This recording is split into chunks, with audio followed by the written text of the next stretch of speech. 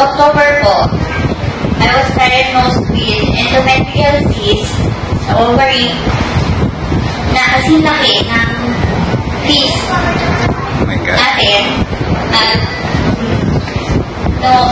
Pati sa uterus naman po, may polyp. At yung uterus ko rin, retroverted.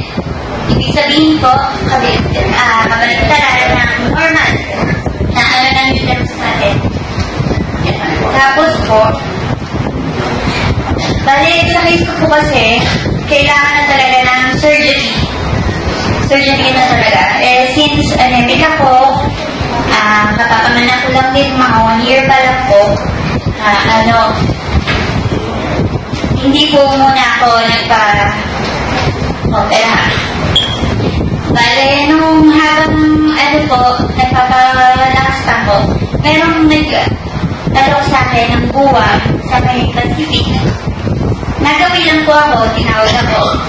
Siguro dahil payat ako, mukha ko talaga may sakit, hinalok niya ako. Tapos ngayon po, bago ko huli, nag-research muna ako about sa buwag mera.